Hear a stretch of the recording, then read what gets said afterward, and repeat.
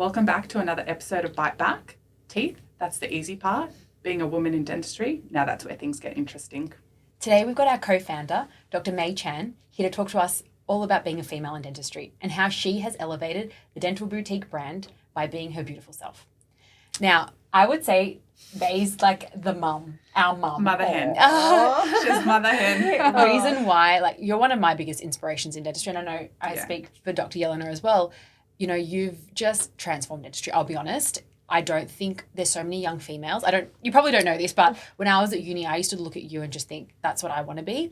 And I think you have transformed a lot of females to be able to dream and think, you know what? I'm going to start crying because I can do this too. Yeah, I can do this too because it's like, I know, but it's really like, it's hard being a woman in dentistry. It's really not that easy. And I know 10 years ago when I was doing it and looking into it, I thought, no, is it just a male-dominated field?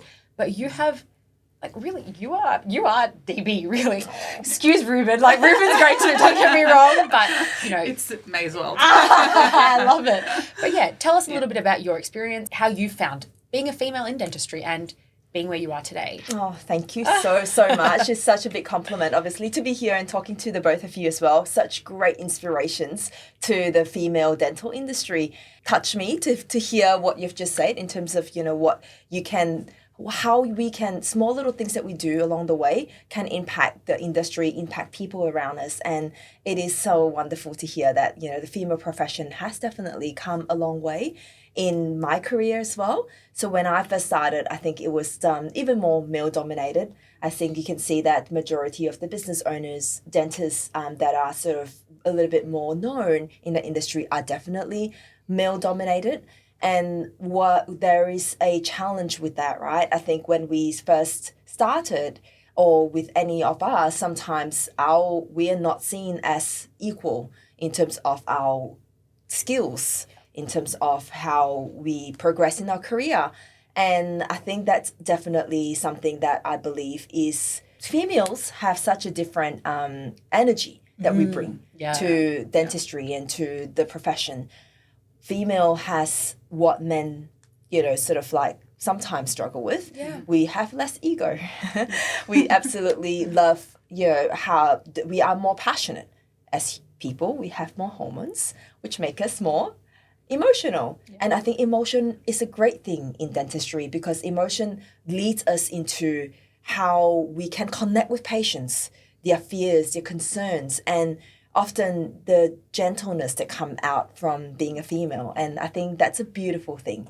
And I'm so glad to see that, obviously in DB, we have a mix of male and female, but it is come out a long way where a lot of our female dentists and surgeons are actually KOLs and lecturers, and they do amazing dentistry in their own right. So I'm so proud of seeing where the profession is today. I think that's a big thing, that you say that at Dental Boutique, we are pretty much, it's literally half, you could look in a room and it's half, I would say most of the time. Well, I remember Mornington was all female. Yeah. And then we thought to ourselves, hang on a minute, there's 10 women working here. We should add some male clinicians. That's true. And that's the only reason we started to add men. Yeah, but it's actually such a good point. And that female connection that we bring to patients, it's really important. Patients are a lot of the times, particularly surgery patients, are petrified to come see us. And having that female touch, I think it's something that sets us apart. Absolutely. Especially as surgeons. Even when you get some patients coming in, they're terrified of a clean. Yeah, that's true. Even having that soft touch with something so simple, it's very valuable. Yeah. I know that we still get a lot of calls today from patients calling and say, I only want to see a female surgeon or a female dentist. And it's very rare to actually hear, I just want to see a male dentist. So definitely female do have that demand from patients. Yeah. There's been a nice shift with I agree. society and, I think thinking back to, because I've been a dentist now for almost 10 years, thinking back to 10 years ago, I don't think that was the case. I think it's just become a nice kind of transition over the last few years. And it's probably Dental Boutique that's kind of led the way for that as well. And it was you and Ruben, I just think I said this in another podcast, where I had applied for so many different jobs and got so many different no's, and then had an interview with Ruben and he saw something in me. And that's, Yeah. And that's one thing, that's right.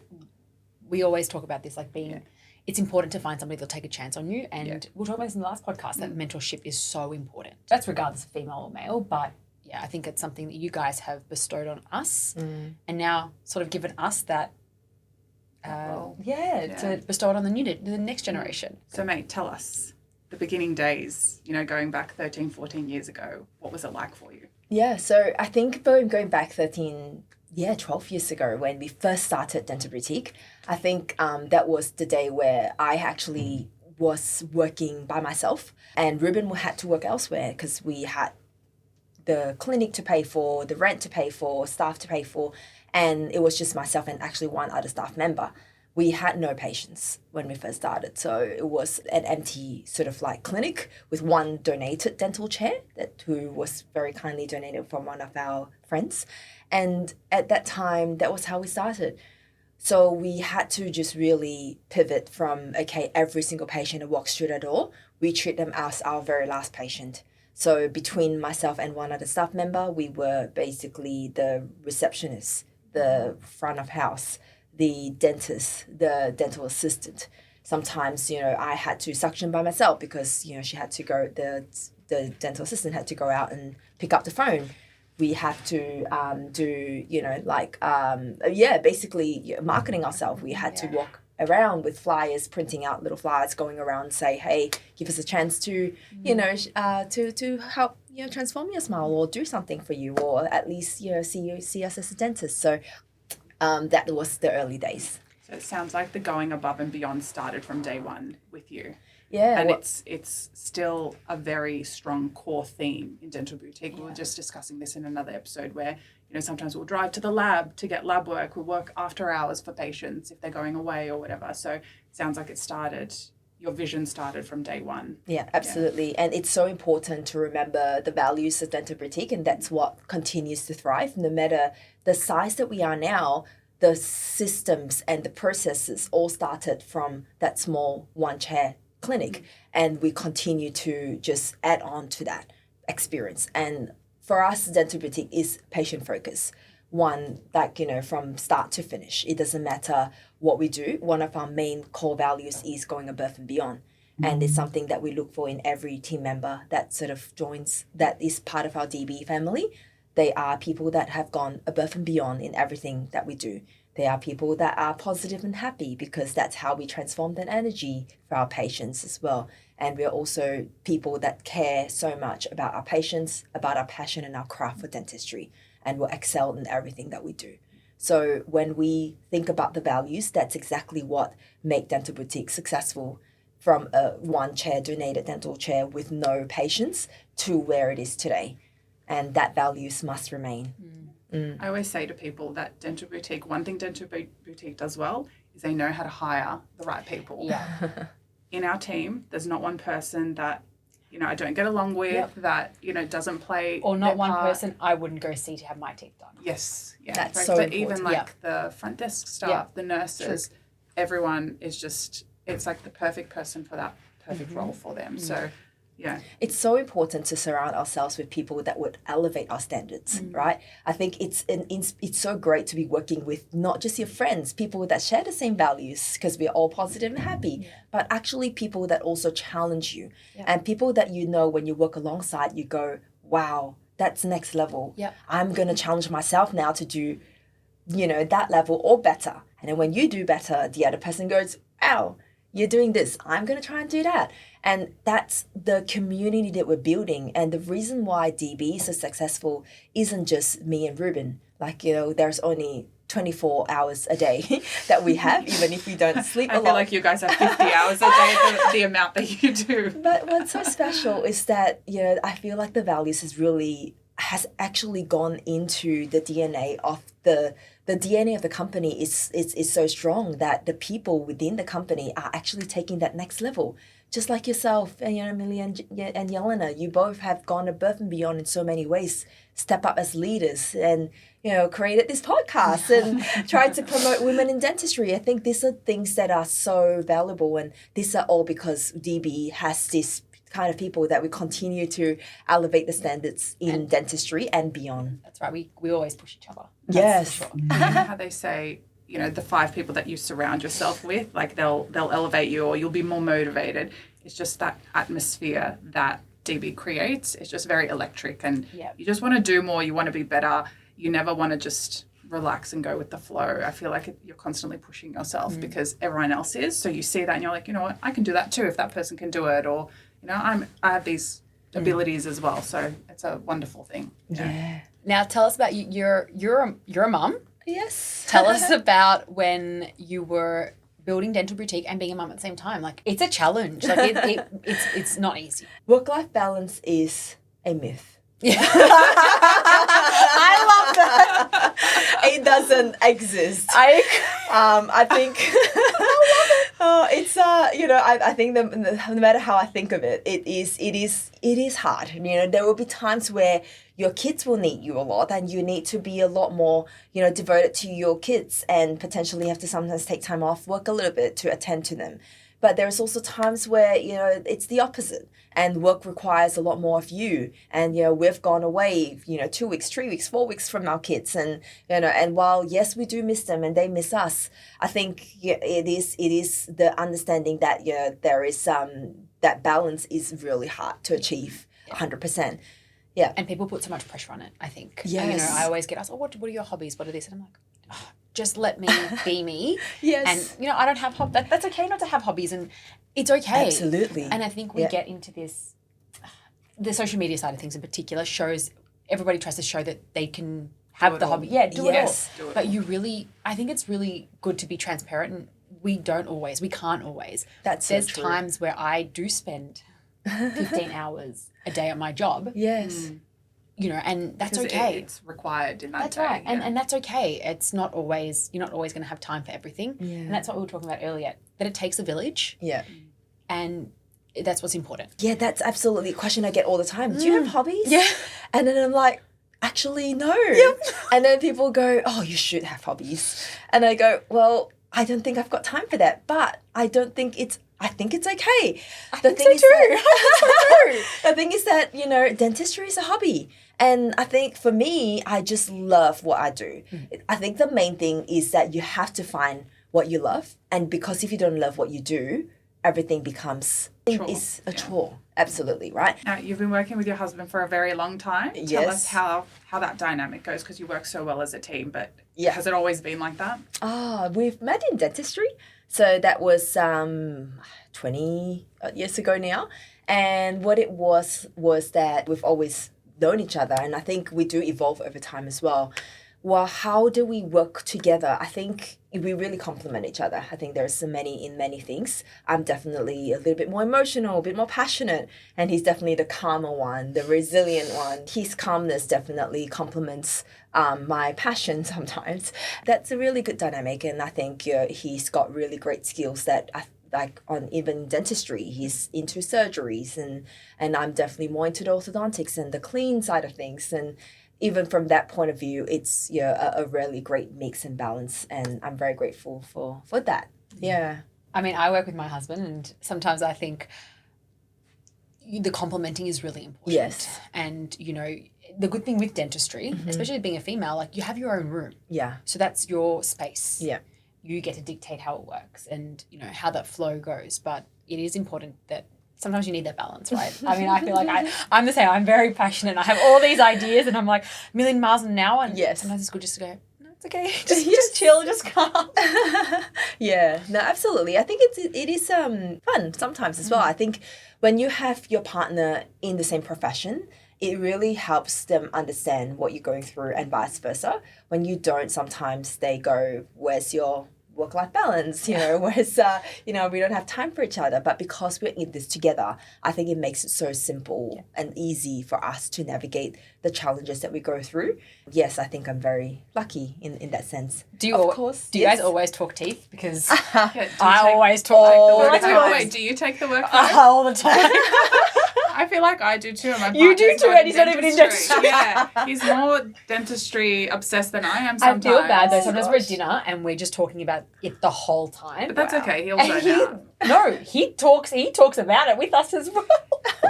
He does, yeah. Oh, No, that's so but he's adorable. very intuitive. So he'll ask, like, what does that mean? And then you'll tell him, and he'll remember it for the rest of his life. So I can say things like, FTP or blah, blah, blah, and he'll know exactly what I'm talking about. Like, sometimes you have to dumb things down. I don't actually have to with him. And that's the thing, right? Yeah. It's so good to find a supportive husband, that actually understands the challenges that we face in our profession, but also the passion that we have as well. And someone that would actually support that, that's very special. And boosts it as well. Absolutely. I think it's important to have. Yes. And that's what we were talking about earlier, having that village and that network. It's what has allowed us to be where we are today. Yeah. Oh, absolutely. I think as women, we definitely have a lot more self-doubt. And I think that's also a special thing. Because of that, I feel like sometimes we push the standards a little bit higher because we have a bit more, attention to detail. Not saying all men but have less, but... I disagree with that. But, we have a different sort of eye and different sort of personality to approach things. And that's a great balance when we do have that man and female energy that actually complements the business, the room, and the profession. All right, now to end the podcast, we have a question that we're asking all our guests. What's something that or advice that you'd like to give to the younger generation, in particular the female generation? Yeah, well, I think there's so many amazing young talents that I'm seeing, especially with this day and age. We could learn, there's so many great education out there, academies out there, dental academies, and it's so like information skills can be sort of a lot more easily absorbed than when at least I first started.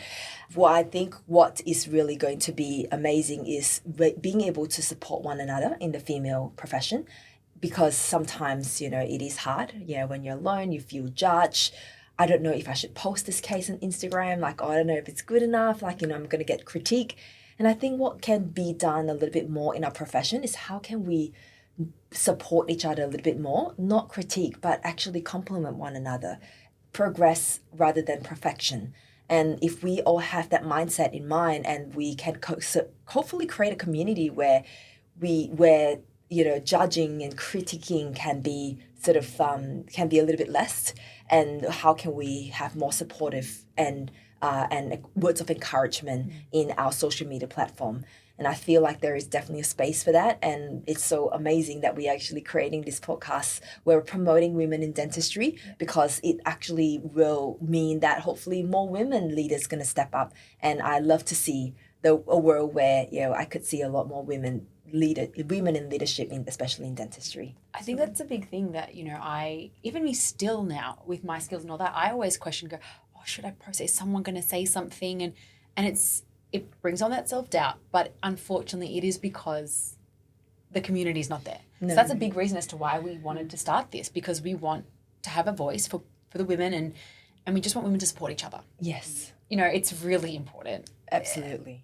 Treat others as you want to be treated, right? Yes. And I think that's the one line that I want to give to people. But I think that doubt, because we covered it in another episode, the doubt comes from what's already out there. Like, you see people post cases, and then in the comments it's just like negative, why did you do this, why did you do that? It's mainly on DPR as well, so it makes you fearful to post, because you see how the responses are to other people's cases, and you think to yourself, I don't want to have to read that and deal with that kind of stress. But do we have to deal with that? I think it's the question. No, we shouldn't have to. We shouldn't have to deal with that. And if someone comments and they want to be negative, I think let them be. My sort of advice, especially to young women, would be do not have self-doubt. Believe in yourself, and it's okay. Be open in your post. If you want to post something, do post it. Be proud of your work and your progress, right? We all don't start like that. And if we just show our progress along the way, we could also ask forgiveness and say, hey, I know this case is not perfect, so please be gentle on any sort of harsh comments and post it. Yeah. Because I think at the end of the day, that we need to start as, if someone starts, all of us support, and, let's all also support the voices of our female profession being out there in the forums, in social media, because I think it is also good to not feel like you're alone in this journey. Feel like there are encouragement. In many clinics, we often work alone in your own chair. And when you actually hear comments from you genuinely want feedback, and feedback is a gift sometimes. obviously if you provide it in a gentle manner. And I think it's really great that you get to share and feel like, you know, you've grown in what you've learned in your career as well. So it'll be so good to see a lot more of that. That's such great advice. Yeah. That is really, like, thank you for that. Like, I think everyone needs to hear it. It'd be nice to see that landscape changing. Yeah, absolutely. Yes. Yeah. Let's start with the three of us. Yeah, exactly. Challenge accepted. Yes. Oh, amazing. That's good. Thank you so much, May, for being on the podcast today. We really appreciate the time you've taken to speak to us and giving advice to the new generation that's coming through. No, it's been a pleasure. Thank you so much for having me. And thank you for being such an inspiring person that we could all look up to as well, I think. Oh, no. And you too. Thank you. Thank you so much for tuning in and listening to our podcast, Bite Back today. If you've got any questions, please feel free to write them in the comments below. And if you'd like to be a guest on our podcast, message us and reach out. As always, scrubs on, doubts off, and we'll see you in the next one.